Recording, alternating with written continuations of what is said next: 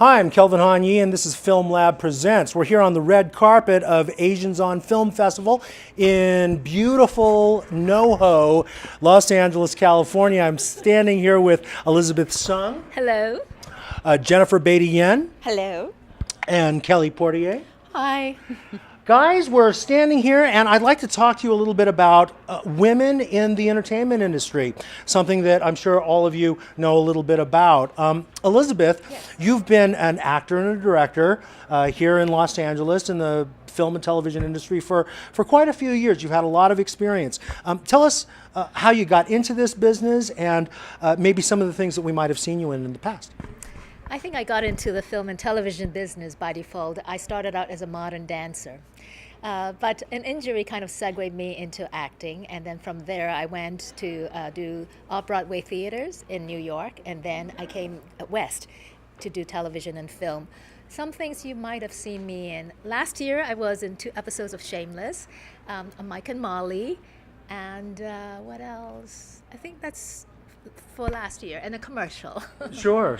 Terrific. Now, Jennifer Biko Yen, for about a year now, you've been the new president of the Asian American Film Lab.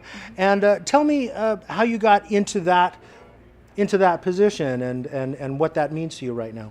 Sure. Well, the Asian American Film Lab is a 501c3 nonprofit dedicated to the promotion and the support of gender and ethnic diversity in film and television. And I think, we all kind of agree there's been a little bit of a lack of diversity in mainstream programming. So about that time, a little bit before that, I had just moved to New York City. The Film Lab is based out of New York, and people, I'm an actress as well. So people said, oh, well, the Film Lab, they run screenings and workshops, and as an actor, you should go. You'll meet writers. You'll get cast. So I said, okay, let's go. Why not? So I went and I did some readings, and I'm like, this is great. This is fantastic. Sure. And I started getting more and more and more involved. And then they said, hey, why don't you be president? And I was like, whoa. Right. Okay.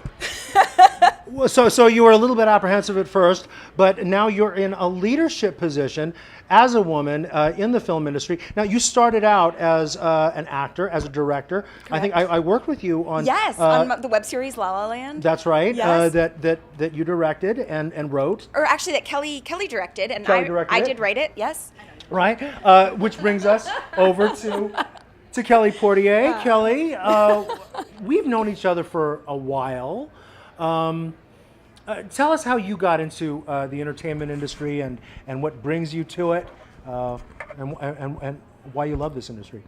Oh, just doing make-believe plays as a kid, basically. So got me in the Doing make-believe. Yeah, basically. Well, and then went to school for it, got a degree in it, and then came out to LA and realized that my degree was nothing like what it was in Los Angeles. And what did you study?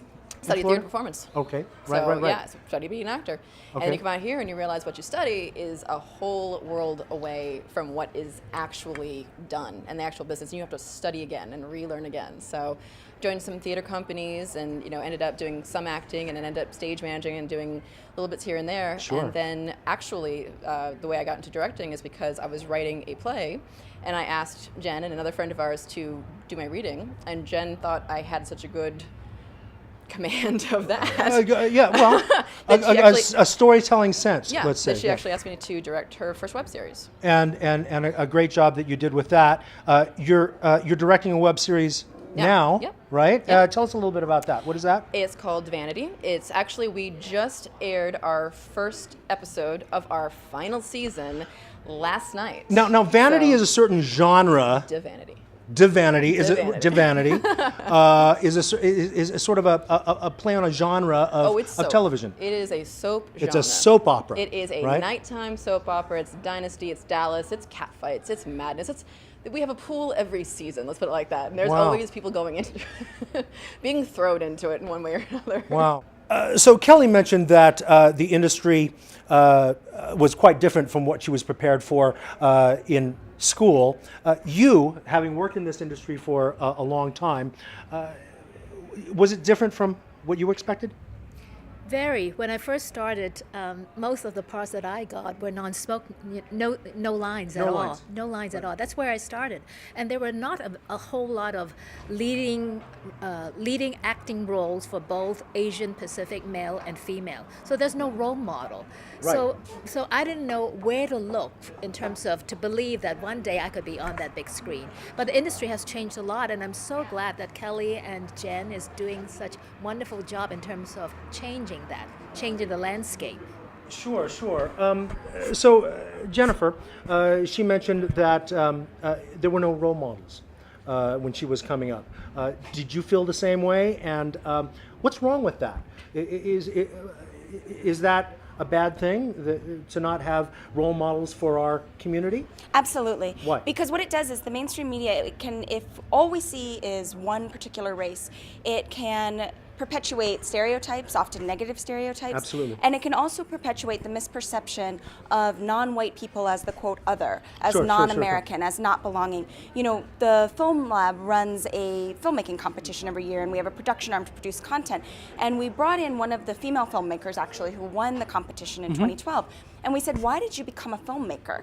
And she said, well, you know, I became a filmmaker because when I was growing up, I didn't see faces like mine Right. on television or in the movies, and it made me feel very alone. It made me feel like I was a guest in my own country, like I belonged nowhere. And so what we're trying to do now is to change that, because media is power, film is power, television is power. And if we can create the diversity that is our country on the screen, we can, you know, create a very happy world for little children like that girl. I know that, Elizabeth, we talked a little bit before about some of the people that you saw leading the way, breaking down doors, breaking through glass ceilings or bamboo ceilings, as it were.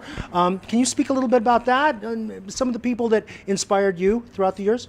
Well, I have to say, Calvin, you're one of those people that inspired me. When you were the lead actor in The Great Wall, up till that moment, I have not seen an Asian Pacific young actor being the lead actor, telling that story on a big screen. It influenced me so much. And then later on, we have Joan Chen, we have John Lone, we have more and more. And then I begin to feel like I can dream bigger. I can do this when I see role models up there doing it. And when we have Ang Lee, Yes. you know, winning all those amazing awards, I said yes. Justin Lin. Lin, you know, and all these upcoming like Asian Pacific new filmmakers, and as well as Kelly, like female directors, and Jen, like writer, producer. It really inspired me to work harder, saying that this is possible. Fantastic, fantastic. Kelly, we're talking here about inclusion and diversity. You're a woman coming into kind of a male-dominated industry. Whenever I'm on a set, I see a lot of women in support positions, but I don't see a lot of women, for instance, as department heads, unless they're, you know, makeup, you know, hairdressing, or something like that. Tell me about what inspires you and where you see yourself going. What kind of an industry you see yourself going into? Well, actually, it's really funny because I was thinking about this the other day because I was watching all these different movies. Actually, I was watching Point Break. I'm not going to lie, and I was. You thinking, were watching Point Break. I was. It was hilarious. All right, no, it's great. It's a lot of funny. Yeah, it's but a funny the thing film. is, did you know that Catherine Bigelow directed Yes. Point Break? Yes. That was her first film. That was her first film. So, you know, and of course, ever since Catherine Bigelow won the Oscar, I've just been like so inspired by the fact that, as growing up as a child, I had never seen a woman win an Oscar for anything other than an actress. Right. Or maybe costume, you know, or maybe makeup. And that is all you ever see a woman on stage for when they're winning Oscars or winning awards of some kind. Nothing wrong with those awards, but seeing her get up there and accept the Best Director for a war film. Sure. And then going back and looking at her resume and seeing that the predominant part of her resume has been action movies and male-centered driven action movies was just sort of a wake-up call for me, because I love action, I love stunts, I love doing stunts, I love performing them and choreographing them. So the idea of that a woman that can cross into... Basically, you know, because I love, you know, women who direct movies and they're very women-centered. I love those, they're beautiful, and they speak to our gender. You know, they do represent different aspects of our gender. But at the same time, to be out there and be like, she can play with all the men in their field. Right. Was awesome. So, guys, going off what Kelly just said, do you think that there's a difference between men's storytelling and women's storytelling? Is there a difference? And why don't you see more women in leadership positions in this industry? Jennifer, as the new president of the Asian American Film Lab, how do you speak to that? I think it actually goes back to sort of cultural constructions that we are sort of born with, these messages that get sent to us sort of subconsciously over and over again. You know, for example, Elizabeth was saying, I didn't think I could be in a lead role. Why would I think that? Until I saw you, and all of a sudden I thought, oh wow, an Asian American in a lead role, amazing, I can do it. But before, all she saw was not that. And so she just assumed I can't do it, which is what we all do, kind of like the other filmmaker who said, I never saw myself. And so that, you know, which is another reason why the media is so very powerful. You know, I always say that I think storytelling is the most important thing that human beings do. Maybe math is second because it builds things, it sends us to the moon. But storytelling gives us culture, it gives us religion, it gives us our humanity. It reminds us of who we are, yeah? Absolutely. So the Asian American Film Lab is all about that kind of storytelling and giving access to everybody to tell their stories. How are you going to be doing that? Do you have a vision coming into this organization as to how to make that happen? Absolutely. So one thing that we do that we've done for 9 years is the 72-hour shootout, which is a filmmaking competition. You know, we've had judges like Russell Simmons, like Marcy Phillips, Teddy Z, David Henry Huang, you know, all kinds of amazing A bunch of cool people. A bunch of really really cool people. You know, I'm going to be a judge. No, I'm just kidding. Beautiful and cool people. Yeah. But you know, that's one way, and we ask some of the judges will mentor the winners, try to get them distribution, help them move on. So that's one way to sort of bring up the next wave of talent. But then the next thing we're doing is we just launched a production arm, because one thing we were trying to fight is this notion of so-called non-traditional casting. Yes. Meaning that when pilots come in, when films come in, and it's a contemporary American show, and they say, okay, we're going to cast, and there are all these roles that when you look out into our country, it's very diverse, very cosmopolitan, could be anybody, could be any color.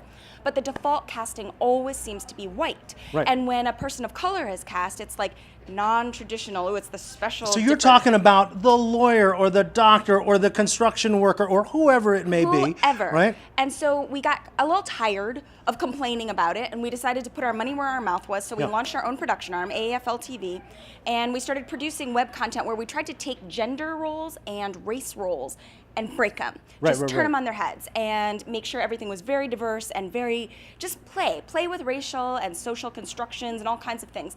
And it looked pretty good. And we pitched actually to New York City media, and we got picked up for a series of programming. We're gonna start airing on March 5th. At 10 p.m., tune in.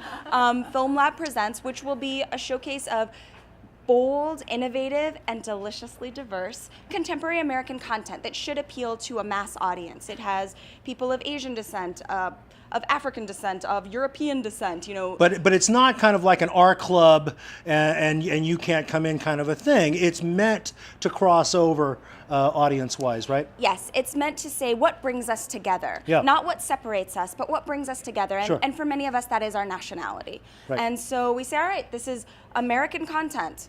And America is a very diverse place, and let's celebrate that diversity. Let's be proud of that diversity. Here it is.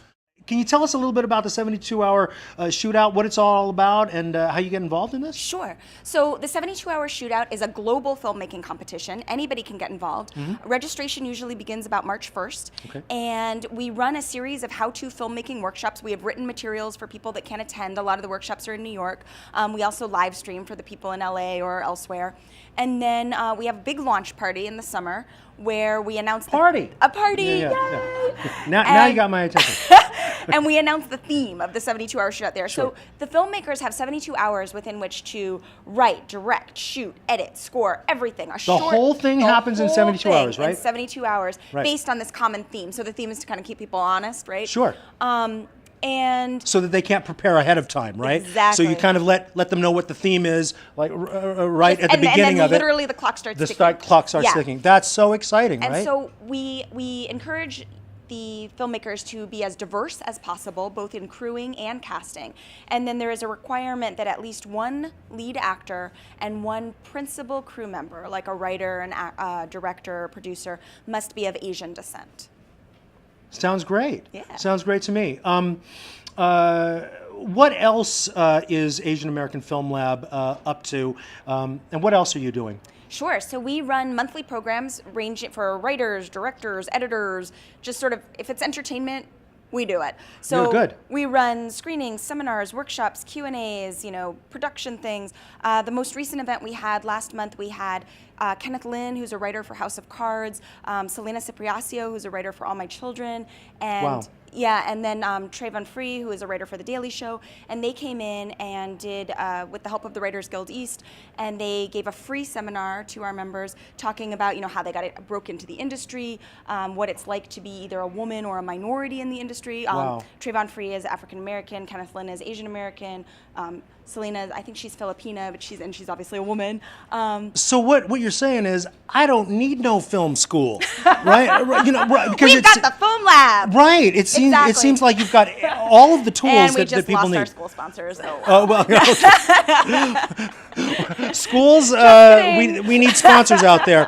Education is important. And Jennifer Yeah, school is cool. Jennifer was just talking about taking the power of the filmmaking industry and putting it into your own hands. I always feel like a lot of the film industry is tied up. The corporations own the distribution, they own the theaters, but that's changing, isn't it? Oh, yeah. A lot of content is going online and different platforms. What do you see as being the future of storytelling and how we tell stories in film and television? Oh, it's so much more fluid now. It is Okay. amazing. I mean, literally anybody with a camera and a computer Right. can make a movie. Now, mind you, that's not always a good thing. But the thing of it is, though, is that anybody, you don't have to have studio backing. You don't have to have, millions of dollars. You can have $500 and a camera and some dedicated crew. And make it happen and tell a you story. can make really interesting stories. Sure, It sure just you has to be a good story. I think that's maybe the misconception on the internet these days. You Uh-huh. can put any video up and it'll be amazing. Not so true. necessarily. Yeah. If you can get out there and if you can find a story that will touch people and tell something that is real and truthful about any gender, any nationality, any race, sex, creed, code, whatever, people out there will relate to it and they will find it and they will come. And it's just a matter of telling a powerful, good story. And I really think that anybody can do that. You don't need to have a multi-million-dollar corporation. You don't need to have a really, school background necessarily. You just have to have a passion to tell. And the great thing is that with the internet and with all these cameras coming down and being so much more inexpensive nowadays, anybody can tell any story that they want. Elizabeth, sort of in the same vein, how do you see this film industry changing, and how has it changed for you since in 1986 you were in China with Beulah Kuo making a co-production film with France and China over there? How have things changed, and especially for women in the entertainment industry? I just see, for one, that because of the whole digital revolution, it has narrowed the gap. It has opened so many doors of possibility and opportunity that we don't have to wait anymore, that it's no longer gender-based. It's about, do you have a story? As Kelly said, do you have a good story? And then you can make it. And it has become much more global. I don't see the division. This is, America, we can only make it in America. I see the exchange of talent between countries. And that's the exciting part, that language is no longer a barrier, or even geography is no longer a barrier. Geography, time, age, no longer a barrier, right? Elizabeth, can you tell us a little bit about what you might be working on right now, what we can maybe look forward to seeing you in the near future? Still a little bit too early to say, but my husband and I, we both went to the American Film Institute. We are working on some web series, fun web series. That's exciting. So you're doing you're doing what you're preaching. Yes. Right. Kelly, what advice can you give a young woman maybe coming into this industry who wants to be a director like you are? Honestly, I think the best advice is just to not be intimidated and think you can't do it. Because actually, it's funny, Jen and I were just talking the other day about this. The only reason I got into this side of the business was because she asked me to. She gave me a chance, and I didn't know a thing about it. And I was like, yeah, okay. And then the next person, another friend of mine who I work on with Divinity with, said, I just want you to work on this with me. I don't know very much about directing at that point at all, but I was like, yes, okay. You learn as you go, and Sure. you just have to, when somebody offers you a chance, that is so rare. You have to grab it and take it. And if you don't get offered a chance, you have to make your own. You just have to get people around you who are supportive and who will help you and who will encourage you. And you don't need necessarily to be given a chance. You just have to take it and make it. Well, Kelly, I got to say, you've inspired me in the years that I've known you, because you always seem like a courageous person, a brave person who's willing to go in there and work really hard. And I think that's what it takes. Jennifer, any advice you can give young people, young women coming into this industry? I don't think I can give any advice better than what Kelly and Elizabeth have just said. I think that when you're offered opportunities, take them, run with them, do the best you can possibly do. And don't, I think a lot of people will sometimes turn up, that opportunity is not good enough for me. Right. You can make the opportunity good enough for you. Like, take any opportunity you can to create art, to be a part of this wonderful tapestry. Take it, run with it, and do it, and honor yourself and honor those with whom you work. Just be respectful. Yes. And be proud of your craft. You know what? I want to really just touch upon what she started on, Elizabeth. What is the attitude? How do you approach this industry? How do you approach the work? Because when you want to take opportunities, it's got to be kind of a selfless kind of a thing, isn't it? Can you speak a little bit about that? I think it's all based on the give and take Yes. concept, that when you give, you can also take. But in the meantime, this is a mutually supportive type of an industry. You can't do it by yourself. You need people. It's a collaborative effort. So in that sense, it's a lot of fun. When you meet the right people, you have the right story, you just go. It certainly is. All of us, the four of us, have had a lot of fun in the past working on telling stories and collaborating together. Jennifer, let's just close this up by telling people how they can get involved with the 72-hour shootout, and also some of the things that we can expect in the next year from Asian American Film Lab. Absolutely. So March 1st, you can go online, www.film-lab.org, and you can start registering. We'll have early bird registration opening up March 1st for the 72-hour shootout. And compete, come out, come to the festivals and do it. It's so much fun. And then the other thing is the new production arm. Please tune in on March 5th when Film Lab Presents premieres. Submit your own stuff for Film Lab Presents. We'd love to see it. Maybe we can air it. It would be amazing. We really, yeah. Go ahead. Where can we tune in to Film Lab Presents? So it'll be on, depends on your provider, but it's channel 25 for Verizon Fios. I believe it's channel 22 on Cablevision.